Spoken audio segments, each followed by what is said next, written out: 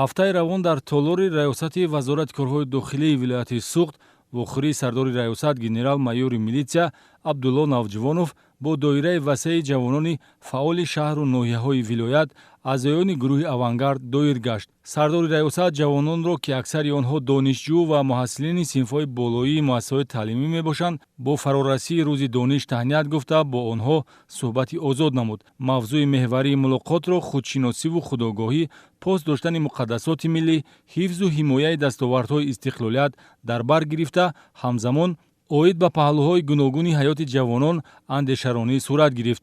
Абдулло Навҷувонов бо мисолҳои воқеӣ аз таърихи ниёгон ба ҷавонон қисса намуда, онҳоро ба дӯстдории ватан, ҳифзи истиқлолият ва саҳм гузоштан дар пешрафти Тоҷикистон даъват кард. таъкид рафт, ки бо дастуру ҳидоятҳои асосгузори сулҳу ваҳдати миллӣ, пешвои миллат Президенти Ҷумҳурии Тоҷикистон муҳтарам Эмомалӣ Раҳмон барои камолоти маънавӣ ва ташаккули ҳамаҷонибаи ҷавонон дар саросари мамлакат шароитҳои созгор фароҳам карда шудааст.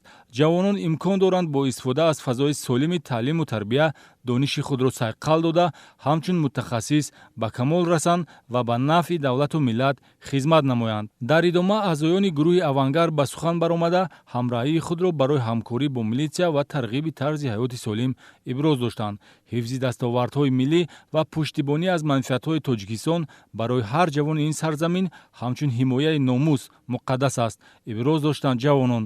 зимни чорабинӣ барои ҳамкории судманд бо милитсия, сардори раёсат миннатдории роҳбарияти вазорати корҳои дохилиро ба ҷавонони гурӯҳи авангард расонида, 100 нафарро бо тӯҳфа аз номи вазири корҳои дохилӣ ва сипоснома сарфароз намуд.